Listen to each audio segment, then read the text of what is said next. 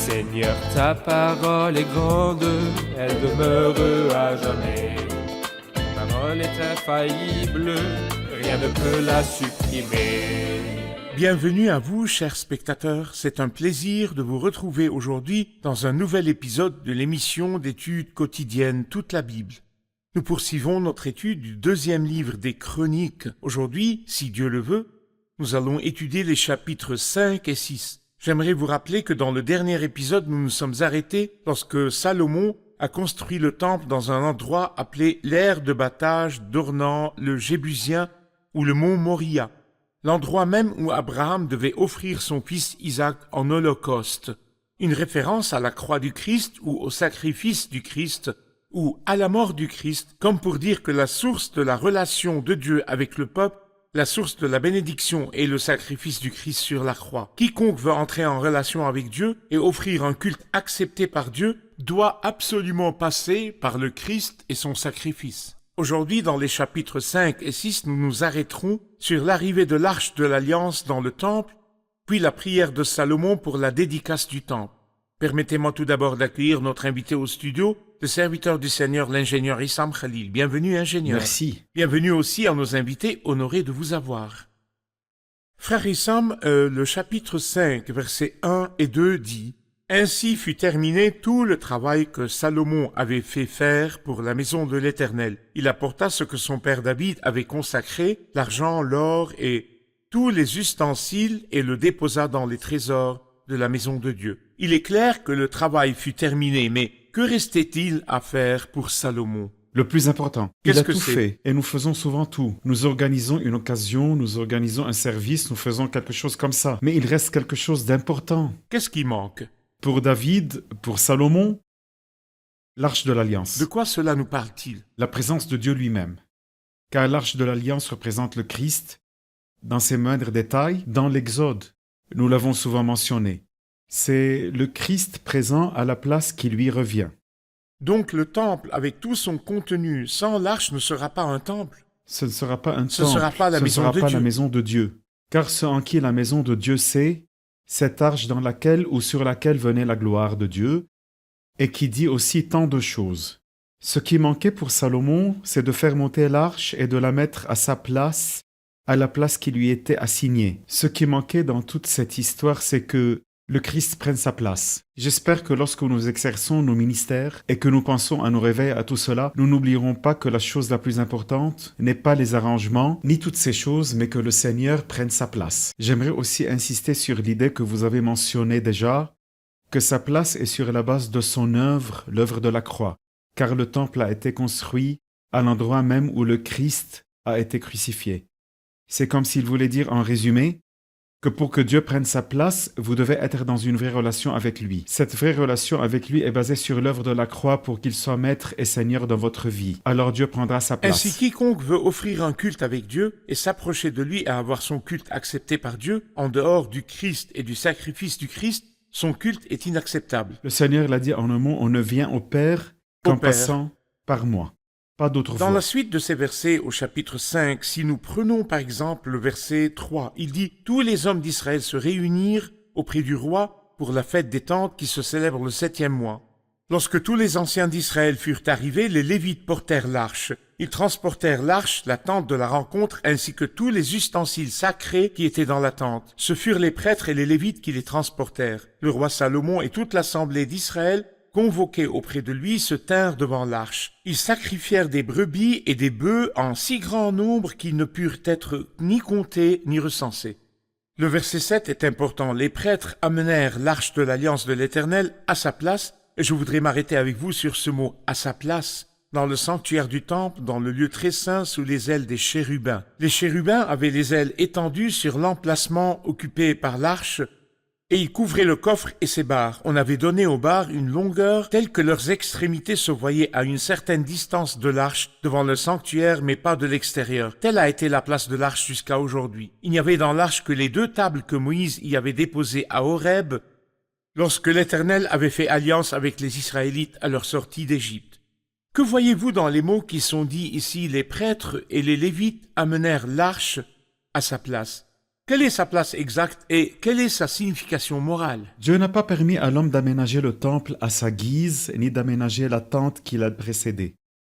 Il a établi un ordre, et il lui a dit comment faire chaque chose et où la mettre selon cet ordre.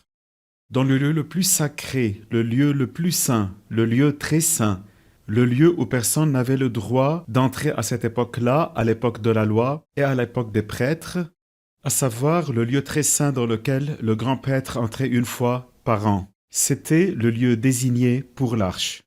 Lorsqu'elle a été amenée à l'endroit qui lui était destiné, on ne l'a mis pas autre part. Ce qui s'est passé, c'est que Salomon a changé beaucoup de choses. Entre la tente et le temple, il a changé beaucoup de choses, sauf l'emplacement de l'arche qu'il ne pouvait pas Elle changer. représente la présence de Dieu. Elle représente la présence de Dieu et la place du Christ, afin que lorsque nous sommes présents dans l'adoration, le Christ soit la tête et le chef. Parfait.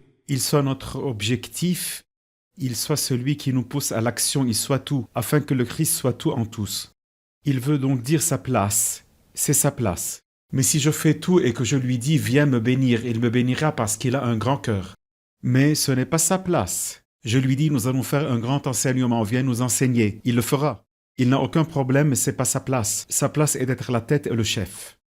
J'imagine toujours que dans ma maison, je suis absolument libre de disposer mes meubles comme je l'entends. Parfait. J'aime ce bureau près de la fenêtre. Amen. Si je ne l'aime pas, je le change, je le mets à l'autre place, dans l'autre coin. Je change l'emplacement des meubles, c'est ma maison. Mais quand j'entre dans votre maison, je ne suis pas libre de vous dire de déplacer ceci ici et de mettre cela là. Quand nous allons au culte, la maison de Dieu, l'église, nous appartient-elle ou appartient-elle à Dieu? Bien sûr. Quel est le risque si chacun établit des règles à sa guise ou si chaque assemblée établit son propre ordre à l'intérieur de la maison selon sa propre opinion? Quel est le danger? Dieu a depuis longtemps mis son peuple en garde contre cela. Veille bien à ne pas offrir tes holocaustes dans tous les endroits que tu verras, là où tu le voudras, et de la manière qui te convient. Car à la fin, je peux venir. Vous savez, quand un enfant veut faire plaisir à son père en une chose, il gâche tout. Vous voyez, il ne sait pas comment son père pense et il met la chose au mauvais endroit.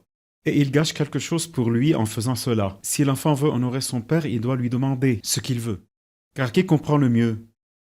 C'est Le Dieu maître qui de est la le maison. propriétaire de la maison. Puisque c'est à Dieu que je veux plaire, je lui demande qu'est-ce qui lui fait plaisir. Je peux vous apporter un plat que j'aime, mais pas à vous. Ou faire quelque chose d'une manière qui me convient, mais pas à vous. Donc je me fais plaisir. C'est le contraire. Je vais lui dire, tu mérites de te réjouir, que tu sois heureux.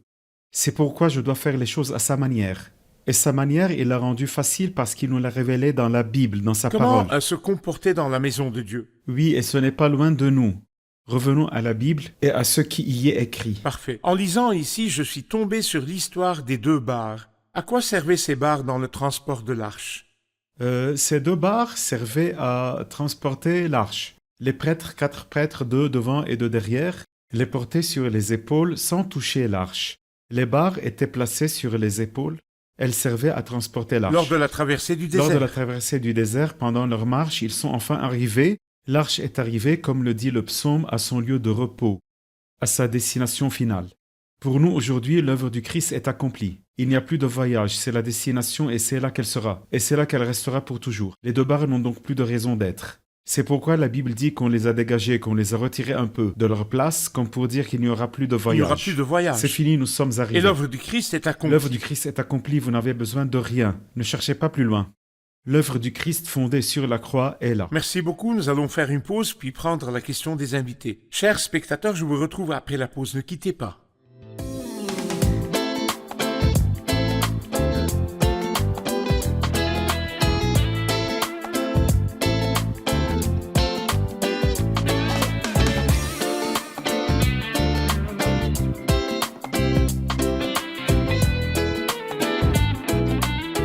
Nous voici de retour, chers spectateurs, pour prendre la question du public.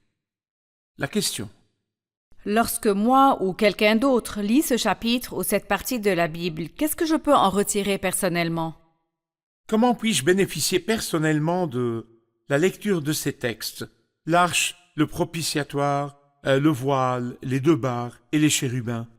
En fait, je dois savoir que la Bible, ici, n'est pas littérale pour moi. Je ne suis pas tenu de faire une arche. Je ne suis pas tenu de faire une arche, mais c'est pour mon bien et je dois en profiter.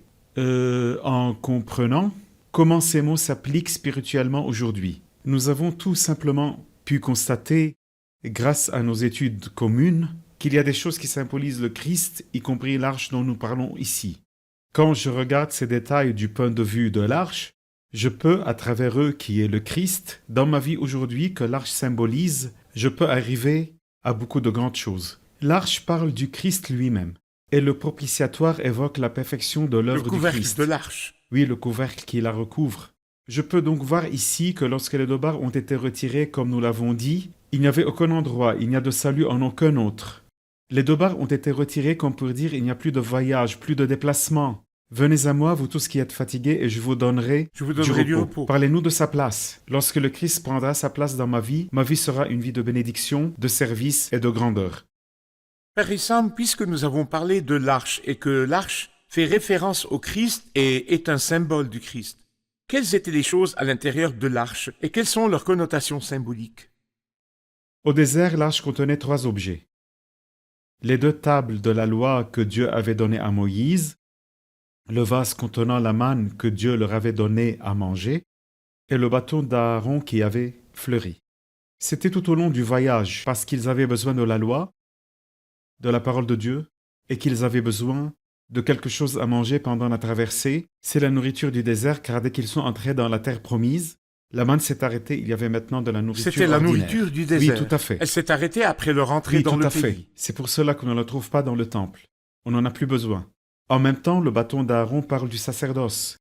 Et ce sacerdoce évoque la bonté envers les ignorants et les perdus, qui est liée à la traversée du désert, non aux Vous réalités voulez dire célestes. que lorsque l'arche était dans le désert, elle contenait 3 objets, Oui, à savoir la manne, La le manne. vase contenant la manne, les Parfait. 2 tables de la loi et le bâton d'Aaron Parfait. qui avait fleuri. Lorsqu'elle est entrée dans le temple, il n'y avait pas le vase contenant la manne, il n'y avait que 2 objets. non, il y avait un seul. Un seul objet Oui, qui est quoi? les 2 tables La de la loi. loi. Cela représente de belles choses. Que la parole de Dieu subsiste Éternellement. Elle a son rôle ici et dans l'éternité. Les nécessités du désert prendront fin. Un jour viendra où nous n'en aurons plus besoin. Mais la parole de Dieu subsiste éternellement comme le nom de Dieu Bon, lui-même. vous avez mentionné que l'arche est un symbole de la personne du Christ, dans la perfection de sa divinité et de son humanité lorsqu'il était ici sur terre. Parfait. L'homme Jésus-Christ, comment était-il à l'intérieur? Les 2 tables de la loi, le vase contenant la manne et le bâton d'Aaron qui avait fleuri. Pratiquement. Les 2 tables de la loi. Il dit de lui-même, ta loi est gravée au fond de ton cœur. Donc, le symbole est très beau, la loi est en lui. Il dit de lui-même, selon une prophétie, ta loi est gravée au C'est fond une de mon prophétie cœur. sur le Christ. Oui, et il l'a mis en pratique dès qu'il a affronté le tentateur sur la montagne. Dans Matthieu 4, il lui a dit, il est écrit, il est écrit, il est écrit 3 fois, il répond par il est écrit. Pourquoi ainsi? D'une part, pour nous dire c'est ainsi que vous pouvez vaincre vous aussi, d'autre part pour confirmer que sa loi est gravée au fond de son cœur. On se rend compte à quel point la parole de Dieu a été précieuse dans la vie de notre Seigneur Jésus-Christ sur terre. Pour ce qui est de la manne, il était lui-même la manne. Il veut dire qu'en lui, vous pouvez être rassasiés par moi. Tout au long du chemin, je suis la manne. C'est ce qu'il a dit de lui-même dans Jean 6. Qui descend du ciel. Qui descend du ciel, parfait. Et quand il parle du bâton d'Aaron, alors que nous sommes dans le désert avec nos travaux, l'Épître aux Hébreux explique que le prêtre que nous avons, qui est plus grand qu'Aaron et d'un ordre plus élevé qu'Aaron, qui compatit à nos faiblesses et qui peut aussi sauver parfaitement ceux qui s'approchent de Dieu à travers lui, est le Christ lui-même. Parfait. Le chapitre 6, frère Issam, cite la prière de Salomon. La Quelle prière beauté. de Salomon pour la dédicace du temple. Je vais lire les versets 1 à 12 et prendre votre commentaire sur la prière de Salomon. Alors Salomon dit, « L'Éternel a déclaré vouloir habiter dans l'obscurité, et moi j'ai construit une maison qui sera ta résidence, un endroit où tu habiteras éternellement. » Puis le roi se retourna et bénit toute l'assemblée d'Israël qui se tenait debout. Il dit, « Béni soit l'Éternel, le Dieu d'Israël, qui de sa bouche a parlé à mon père David, et qui accomplit par sa puissance ce qu'il avait déclaré. Il avait dit, depuis le jour où j'ai fait sortir mon peuple d'Égypte, je n'ai pas choisi de ville parmi toutes les tribus d'Israël pour qu'on y construise une maison où réside mon nom. Et je n'ai pas choisi d'homme pour qu'il soit le chef de mon peuple d'Israël. Mais j'ai choisi Jérusalem pour que mon nom y réside, et j'ai choisi David pour qu'il règne sur mon peuple Israël. David, mon père, avait l'intention de construire une maison en l'honneur de l'Éternel, le Dieu d'Israël.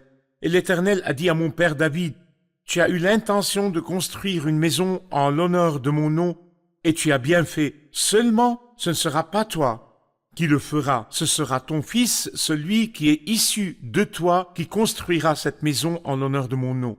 L'Éternel a accompli la parole qu'il avait prononcée. Je me suis élevé à la place de mon père David, et me suis assis sur le trône d'Israël comme l'avait annoncé l'Éternel, et j'ai construit cette maison en l'honneur de l'Éternel, le Dieu d'Israël. J'y ai placé le coffre qui contient l'alliance de l'Éternel, l'alliance qu'il a conclue avec les Israélites. Des mots absolument merveilleux. Mais nous devons nous arrêter et en tirer des leçons. Votre commentaire sur ces mots? D'abord, il leur donne des informations ici. Il veut dire, voici l'expérience pour laquelle j'ai fait ce grand travail. Qu'est-ce qui nous pousse à servir Dieu et à faire des grandes choses? Il sait qui est Dieu, tout d'abord. Il habite dans l'obscurité, le grand Dieu, un lieu où il habite. Il se soucie profondément des choses de Dieu. Et parce qu'il se soucie des choses de Dieu, il a commencé à faire la chose de Dieu. Deuxièmement, il fonde ses actions sur les promesses de Dieu. C'est-à-dire qu'en s'adressant au peuple, il souligne le fait que Dieu a agi, que Dieu a dit et que Dieu a promis. C'est David, mon père, qui a dit cela. Troisièmement, il suit le plan de Dieu. Et il dit ici que David avait un plan, mais Dieu avait un autre plan, et j'ai donc suivi le plan de Dieu. Je viens pour accomplir le plan de Dieu. Qui est Dieu? Les promesses de Dieu, le plan de Dieu. Il a aussi appris de l'histoire et s'est levé pour faire une grande chose, et il a fait cela pour la gloire de Dieu. Parfait. Au verset 12, nous trouvons le début de la prière de Salomon pour la dédicace du temple. Salomon se plaça devant l'autel de l'Éternel en face de toute l'assemblée d'Israël et il tendit ses mains. En effet, il avait fait faire une estrade en bronze et l'avait fait installer au milieu du parvis. Elle faisait 2,5 mètres de long et de large et 1,5 mètre de haut. Il s'y plaça, se mit à genoux en face de toute l'assemblée d'Israël, tendit ses mains vers le ciel. Nous nous arrêterons sur la prière de Salomon pour la dédicace du temple, mais nous allons faire une pause puis prendre une question de notre public. Chers spectateurs, je vous retrouve après la pause. Ne quittez pas.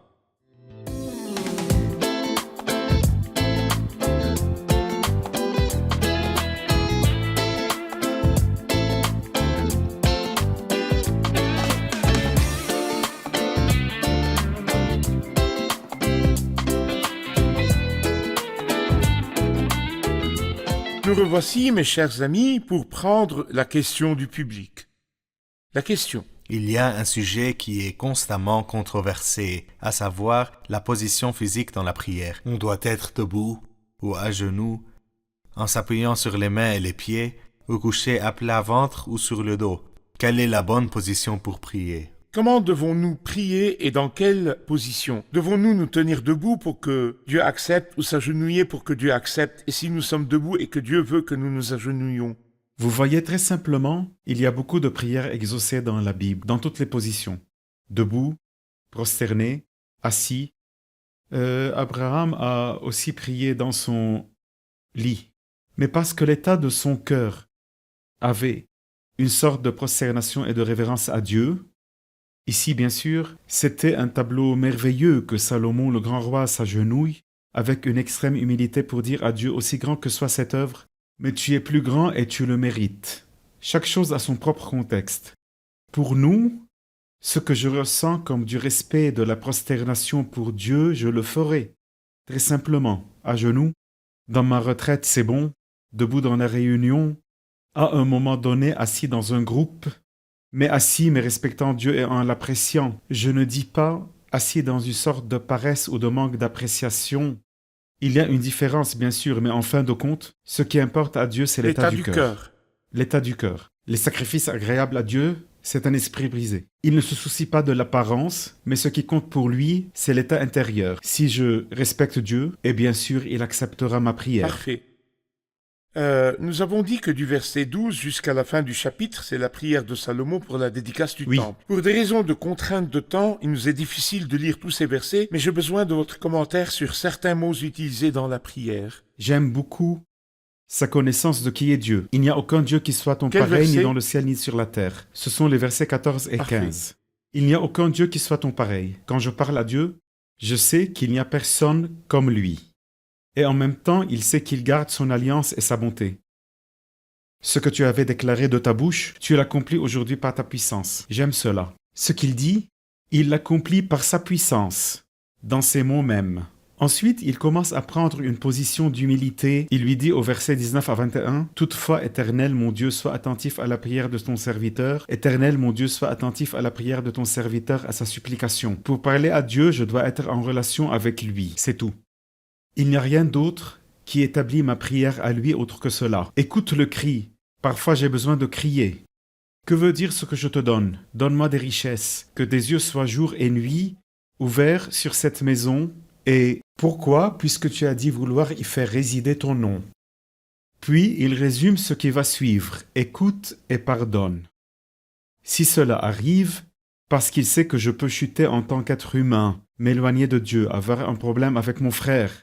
Tous ces détails sont un résumé de la partie suivante de la prière. Il dit que lorsque cela arrivera et que l'un de ton peuple vient prier devant toi, écoute-les de l'endroit où tu résides, du haut du ciel, écoute-les et pardonne-leur. Il veut dire très simplement que lorsque quelqu'un vient à toi, repentant et dans un but précis, écoute-le du haut du ciel et pardonne-lui. Puis il conclut par une belle parole au verset 30, « Oui, toi seul connais le cœur des hommes. » Comme pour dire, tu vois d'où vient la prière?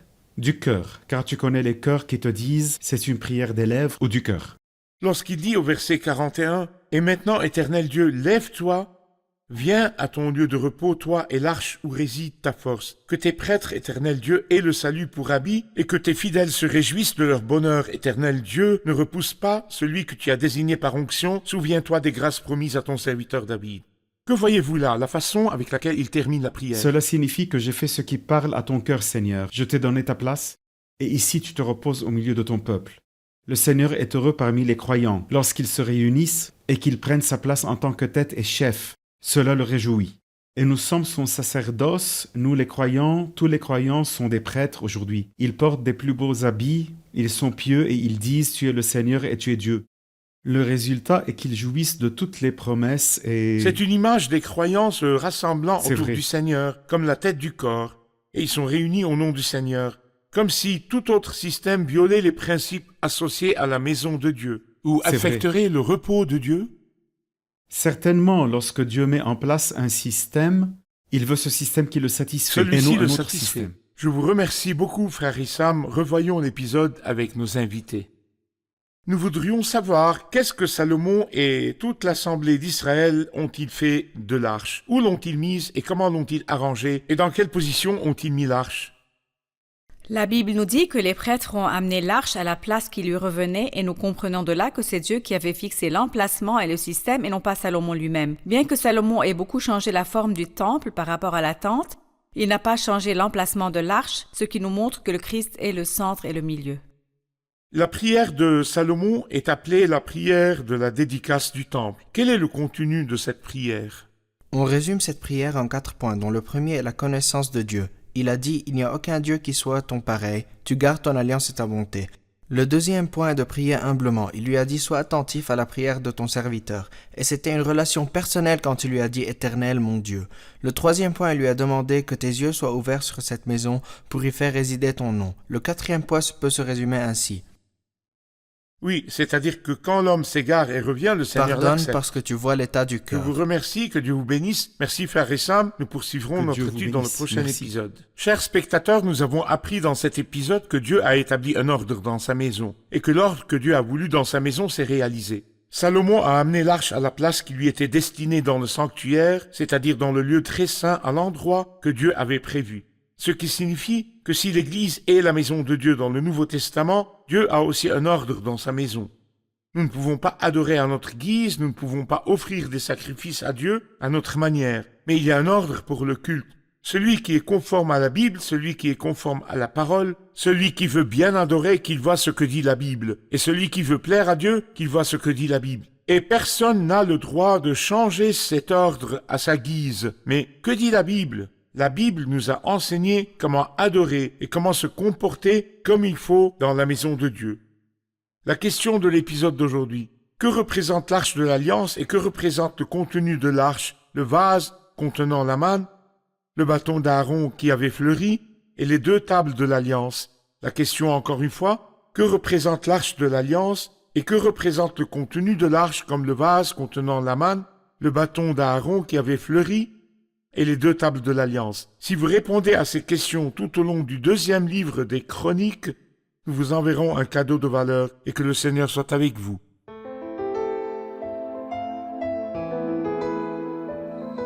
Seigneur, ta parole est grande, elle demeure à jamais. Ta parole est infaillible, rien ne peut la supprimer.